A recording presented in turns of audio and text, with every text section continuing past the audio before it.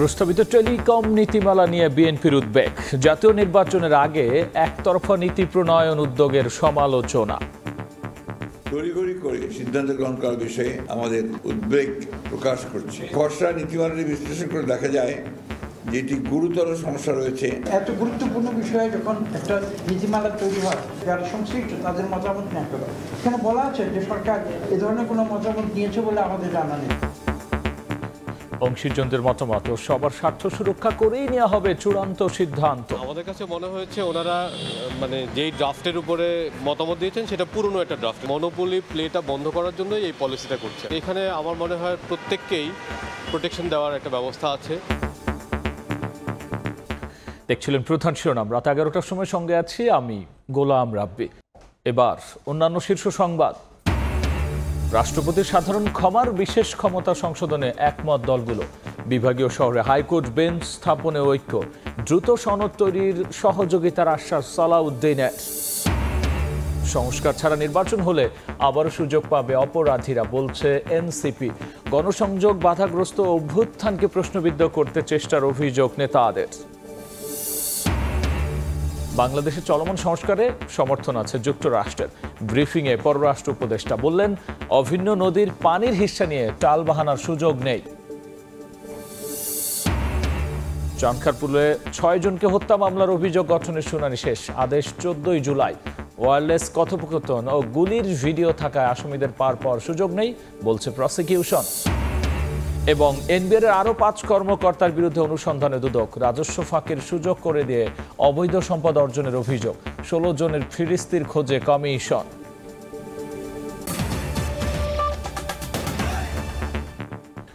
প্রস্তাবিত টেলিকম নীতিমালার খসড়া নিয়ে উদ্বেগ জানিয়েছে বিএনপি। জাতীয় নির্বাচনের আগে তড়িঘড়ি করে এমন নীতি প্রণয়ন করা ঠিক হচ্ছে না বলে জানিয়েছেন দলের মহাসচিব মির্জা ফখরুল ইসলাম আলমগীর। এ নিয়ে জনগণ বা রাজনৈতিক দলগুলোর সঙ্গে আলোচনা করা উচিত ছিল বলে মনে করেন স্থায়ী কমিটির সদস্য মঈন খান। আপনাদের প্রশ্নের জবাব দেবেন যদি কোনো প্রশ্ন থাকে।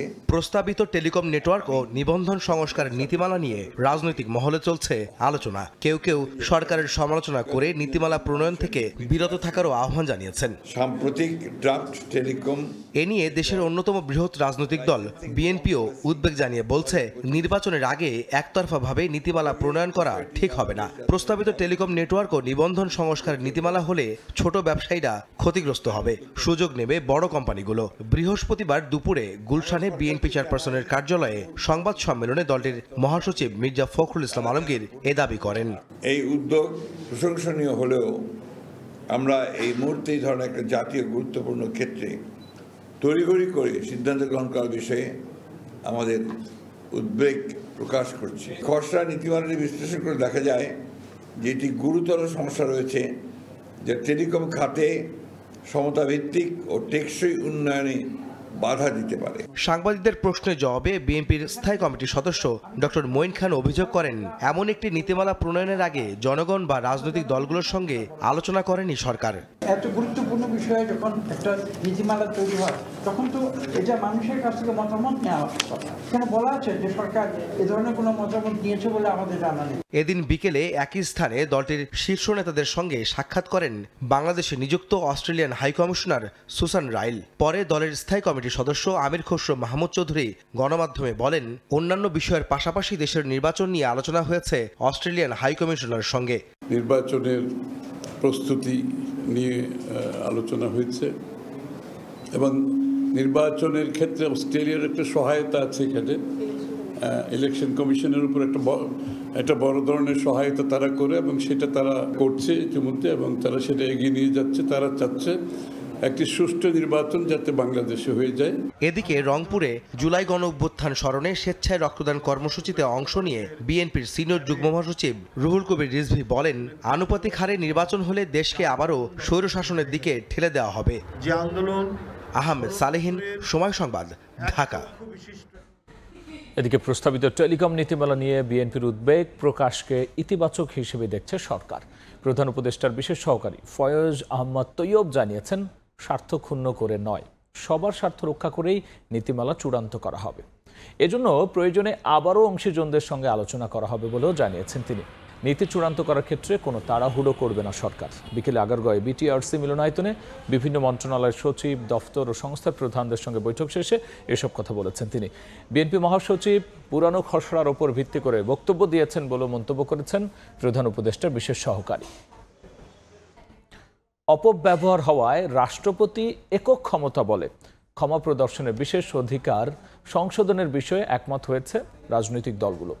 পাশাপাশি সুপ্রিম কোর্টের স্থায়ী আসন রাজধানীতে এবং প্রতিটি বিভাগে এক বা একাধিক স্থায়ী বেঞ্চের মাধ্যমে বিচার কাজ করা হবে।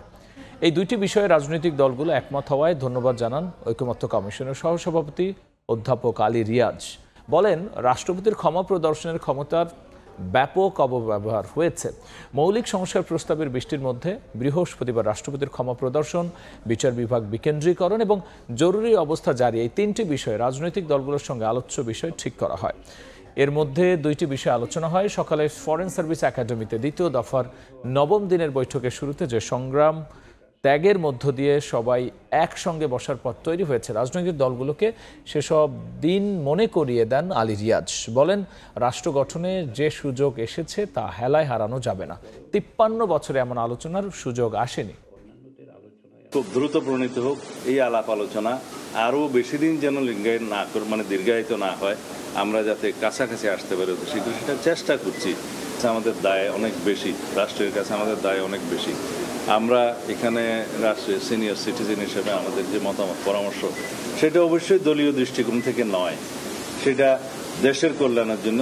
সবাই দীর্ঘ আলোচনার পরে আমরা এখন একমত হয়েছি যে সংবিধানে আমাদের ইউনিট একই ধরনের সুপ্রিম কোর্ট থাকবে এক কেন্দ্রিক ঢাকায়, আর বিভাগীয় শহরগুলোতেও হাইকোর্ট বেঞ্চের সম্প্রসারণ করা হবে। সংবিধানের 49 অনুচ্ছেদের সংশোধনের যে প্রস্তাব ঐকমত্য কমিশনের পক্ষ থেকে তৈরি করা হয়েছিল, তার আলোকে যে রাজনৈতিক ঐকমত্য তৈরি হয়েছে সেটা ভবিষ্যতে সংবিধানে অন্তর্ভুক্তির মধ্যে দিয়ে বাস্তবায়িত হবে এবং এতদিন ধরে যে অব্যাহত ব্যবস্থা ছিল, রাজনৈতিকভাবে ক্ষমতার ব্যবহার করা হয়েছিল, সেটা বন্ধ হবে।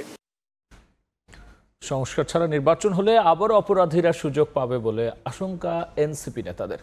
দলটির গণসংযোগ বাধাগ্রস্ত করতে কার্যালয়ের সামনে ককটেল বিস্ফোরণ করা হয়েছে দাবি করে নেতারা বলেছেন, যারা গণ অভ্যুত্থানকে প্রশ্নবিদ্ধ করতে চায় তারাই এর সঙ্গে জড়িত। জুলাই শহীদদের স্মরণে মাসব্যাপী কর্মসূচি জাতীয় নাগরিক পার্টির। জুলাই পদযাত্রার তৃতীয় দিনে উত্তরের জেলা নীলফামারীতে স্থানীয় নেতাকর্মীদের সঙ্গে কেন্দ্রীয় নেতাদের সম্মিলন। বৃহস্পতিবার সৈয়দপুরের হাতিখারা কবরস্থানে গার্মেন্টস কর্মী শহীদ সাজ্জাদের কবর জিয়ারত করেন তারা। পরে পথসভায় সংস্কার ও নির্বাচন বিষয়ে কথা বলেন হাসনাত আব্দুল্লাহ। নতুন বাংলাদেশে সবার আগে সংস্কার করতে হবে জানিয়ে তিনি বলেন, সংস্কার ছাড়া নির্বাচন হলে অপরাধীরা আবারও মাথাচাড়া দিয়ে ওঠার সুযোগ পাবে। নতুন বাংলাদেশ তো শুধুমাত্র যে সরকার পরিবর্তন, বিষয়টা এমন না। অবশ্যই সরকার পরিবর্তন হবে, কিন্তু সরকার পরিবর্তনের পূর্বে আমাদের সিস্টেমের পরিবর্তন প্রয়োজন। এ সময় এনসিপির কার্যালয়ের সামনে ককটেল বিস্ফোরণ প্রসঙ্গে দলের আহ্বায়ক নাহিদ ইসলাম বলেন, জনসংযোগকে বাধাগ্রস্ত করতে এ ধরনের হামলা করা হয়েছে। যারা গণ অভ্যুত্থানকে প্রশ্নবিদ্ধ করতে চায় তারাই এসব কর্মকাণ্ডের সঙ্গে জড়িত। এই হামলাগুলো করে আমাদেরকে যেই উত্থান হয়েছে নতুন রাজনৈতিক শক্তি, সেই উত্থানকে ঠেকিয়ে দিতে চাচ্ছে। ককটেল হোক, বুলেট হোক, সবকিছুকেই নস্যাৎ করে আমরা এগিয়ে যাব। এদিন বিকেলে চৌরাঙ্গীতে পথসভা করেন জাতীয় নাগরিক পার্টির নেতারা। এ সময় সংবিধান সংস্কার নিয়ে কথা বলেন দলের আহ্বায়ক নাহিদ ইসলাম। আর এনসিপি ক্ষমতায় গেলে তিস্তাপাড়ির বাসিন্দাদের ভাগ্য উন্নয়নে কাজ করার অঙ্গীকার করেন হাসনাত আব্দুল্লাহ। মানুষ সব সময় বঞ্চিত, এখানের মানুষ চিকিৎসা সেবা থেকে বঞ্চিত, কর্মসংস্থান থেকে বঞ্চিত, নাগরিক সুবিধা থেকে বঞ্চিত। আমরা কোন সরকারি অফিস আদালতে জনগণের সাথে দাসের মতো ব্যবহার দেখতে চাই না। যদি কেউ মনে করে আবার পুরনো বন্দোবস্ত, পুরনো দখলদারিত্ব, পুরনো সন্ত্রাসের রাজনীতি আবার ফেরত আনবে, তাদের পরিণতিও কিন্তু স্বৈরাচার হাসিনার মতোই হবে। তৃতীয় দিনের মতো কর্মসূচিতে পঞ্চগড়েও জুলাই পদযাত্রা করেন এনসিপির কেন্দ্রীয় ও স্থানীয় নেতাকর্মীরা। রেদওয়ান হিমেল, সময় সংবাদ, পঞ্চগড়। বাংলাদেশের চলমান সংস্কারের সমর্থন আছে যুক্তরাষ্ট্রের। প্রধান উপদেষ্টার সঙ্গে ফোন আলাপে মার্কিন পররাষ্ট্রমন্ত্রীর সমর্থনের বিষয়টি নিশ্চিত করেছেন পররাষ্ট্র উপদেষ্টা তৌহিদ হোসেন। এ সময় দ্রুত নির্বাচনের আশাবাদ ব্যক্ত করেন দুপক্ষ। গঙ্গা চুক্তির বিষয়ে পররাষ্ট্র উপদেষ্টা বলেছেন, অভিন্ন পানির হিস্সা নিয়ে কোনো টালবাহানার সুযোগ নেই। দ্বিপাক্ষিক আলোচনার মাধ্যমে ন্যায্য হিস্সা আদায় করতে চেষ্টা করবে ঢাকা। দুপক্ষের কথাবার্তা হচ্ছে খুব আন্তরিক পরিবেশে, তার মাঝে এই কথাগুলি উঠে এসেছে আর কি, যে নির্বাচন সম্বন্ধে তারা জিজ্ঞেস করেছে এবং তারা এর ব্যাপারেও আমাদের যে সংস্কার কার্যক্রম চলছে ব্যাপারেও তাদের সমর্থনের কথা ব্যক্ত করেছে। তখন তাদেরকে জানানো হয়েছে যে আসলে যথাশীঘ্র সম্ভব নির্বাচন করা হবে। ডক্টর মোহাম্মদ ইউনূসের সঙ্গে যখন মার্কিন পররাষ্ট্রমন্ত্রীর ফোনালাপ চলে তখন প্রধান উপদেষ্টার সামনেই ছিলেন পররাষ্ট্র উপদেষ্টা। সপ্তাহের শেষ দিনে মন্ত্রণালয়ে ব্রিফিংয়ে জানালেন, নির্বাচন আর সংস্কার ইস্যুতে বাংলাদেশের প্রতি মার্কিন প্রশাসনের দৃষ্টিভঙ্গি ইতিবাচক। গত ৩ দিন ধরে কূটনীতিক পাড়ায় আলোচনার কেন্দ্রে ঢাকায় জাতিসংঘের মানবাধিকার সংস্থার কার্যালয় খোলা আর মালয়েশিয়ায় ৩৬ বাংলাদেশি গ্রেফতার ইস্যু। পররাষ্ট্র উপদেষ্টা জানালেন, এখনও খসড়া পর্যায়ে আছে জাতিসংঘের অফিস খোলার আলোচনা, আর গ্রেফতারের বিষয়ে কুয়ালালামপুরের কাছে বিস্তারিত জানতে চেয়েছে ঢাকা। এখন এটা খসড়া পর্যায়ে আছে এবং খসড়া আদান প্রদান শেষ হওয়ার পরে যখন একটা সম্পূর্ণ এগ্রিড ড্রাফটে আসবে, যেটাতে একটি শব্দ পরিবর্তন করতে হবে, তখন আমরা শুরু করবো, তখন আপনাদেরকে আমি ডিটেলস বলতে পারবো। তার আগে পর্যন্ত খসড়া পর্যায়ে আমার মনে হয় এটা আমাদের আলাপ না করা ভালো। সন্ত্রাসবাদী সন্দেহে আটক করেছে, আমরা ডিটেলস জানতে চেয়েছি তাদের কাছে। আশা করছি যে 2 দিনের মধ্যে আমরা জানতে পারবো যে অ্যাকচুয়ালি তাদের ডিটেলসটা কী। যে কোনো নেগেটিভ বিষয়ই ভিসা প্রাপ্তির ক্ষেত্রে প্রভাব ফেলবে না আমি এই কথা বলতে পারি না। আমাদের দেখতে হবে যেন আমরা প্রপার স্টেপস যদি নেই তাহলে সেটা মিনিমাইজ করা যাবে। সম্প্রতি তিস্তা নিয়ে এনসিপি নেতা নাহিদ ইসলামের বক্তব্যের প্রতিক্রিয়ায় পররাষ্ট্র উপদেষ্টা বলেন, অভিন্ন পানির হিস্সা নিয়ে টালবাহানার ব্যাপার নেই। দ্বিপাক্ষিক আলোচনার মাধ্যমে পানির ন্যায্য হিস্সা আদায়ের চেষ্টা করবে বাংলাদেশ। ভারত থেকে আমরা এই ব্যাপারে গত 15-20 বছরে কখনোই কোনো, বা 30 বছরে কখনোই পজিটিভ তেমন কিছু পাইনি। একবার বহু আগে খানিকটা পজিটিভ এসেছিল, যেটা আবার আমরা গ্রহণ করিনি। এই পর্যায়ে আছে এখন। কাজে এখানে টালবাহানার কোনো ব্যাপার নেই। ব্যাপারটা হলো দ্বিপাক্ষিকভাবে এটাকে সমাধানের চেষ্টা করতে হবে। আমরা চেষ্টা করে যাব, কতটুকু সাফল্য অর্জন করবো সেটা আমরা জানি। প্রবাসীদের সেবা বাড়াতে সংস্কার কাজ চলমান আছে বলেও জানান তিনি। জুম্মান সাদিক, জ্যাভলিন, সময় সংবাদ, ঢাকা। রাত 11টার সময় আরও থাকছে। ভোলায় স্বামীকে আটকে স্ত্রীকে সংঘবদ্ধ ধর্ষণের ঘটনায় মূল অভিযুক্ত সহ গ্রেফতার 4। মুরাদনগরে গৃহবধূ ধর্ষণ মামলায় 4 জন 3 দিনের রিমান্ডে। কি লিক নিয়ে চিন্তিত? কিনুন leak proof RFL thread pipe and fittings. 5 August চানখারপুলে 6 জনকে হত্যার মামলায় পলাতক সাবেক ডিএমপি কমিশনার হাবিবুর রহমান হাবিব সহ 8 আসামির বিচার শুরু হবে কিনা জানা যাবে 14 জুলাই। বৃহস্পতিবার সব আসামির করা অব্যাহতির আবেদনের শুনানি শেষে এদিন ধার্য করেছেন আন্তর্জাতিক অপরাধ ট্রাইব্যুনাল। প্রসিকিউশনের প্রত্যাশা, যথেষ্ট সাক্ষ্য প্রমাণ থাকায় আসামিদের বিচার শুরুর আদেশ পাবেন তারা। মূল বিচারের জন্য প্রস্তুত হচ্ছে 5 আগস্ট চাংখারপুলে 6 জনকে হত্যা মামলা। পলাতক সাবেক ডিএমপি কমিশনার হাবিবুর রহমান হাবিব সহ 8 আসামির বিচার শুরুর বিষয়ে সিদ্ধান্ত জানাতে 1.5 সপ্তাহ সময় নিয়েছেন আন্তর্জাতিক অপরাধ ট্রাইব্যুনাল 1। বৃহস্পতিবার এই মামলায় গ্রেফতার 4 আসামিকে হাজির করা হয় বিচারকের সামনে। এদিন গ্রেফতার এবং পলাতক মিলিয়ে মোট 8 আসামির অব্যাহতি চেয়ে করা আবেদনের শুনানি হয়। পাল্টা জবাব দেয় প্রসিকিউশন। উভয় পক্ষের প্রায় 1.5 ঘন্টা শুনানি শেষে আসামিদের বিচার শুরু করা হবে কিনা তা জানানোর জন্য 14 জুলাই দিন ধার্য করেন বিশেষ ট্রাইব্যুনাল। প্রসিকিউশন বলছে, ঘটনাস্থলে উপস্থিত পুলিশের সাক্ষ্য, ওয়্যারলেস কথোপকথন, গুলি করার ভিডিও থাকায় কোনো আসামির পার পাওয়ার সুযোগ নেই। টার্গেট করে গুলি করছে, তারপরে এসে আবার মনে হচ্ছে যে আরাম এসে বসছেন, রেস্ট নিচ্ছেন, আবার উঠে যেয়ে গুলি করছেন। 2 আসামির আইনজীবী বলছেন, ঊর্ধ্বতন কর্তৃপক্ষের নির্দেশে গুলি করতে বাধ্য করা হয়েছে। গ্রেফতার অন্য 2 জনের আইনজীবীর দাবি, সরাসরি সম্পৃক্ততার প্রমাণ মেলেনি। সে কমান্ডের আন্ডারে একজন কনস্টেবল, সে কমান্ডটা পালন করেছে। আইন অনুযায়ী জনগণের জানমাল রক্ষা এবং নিরাপত্তার জন্য দায়িত্ব পালন করেছেন।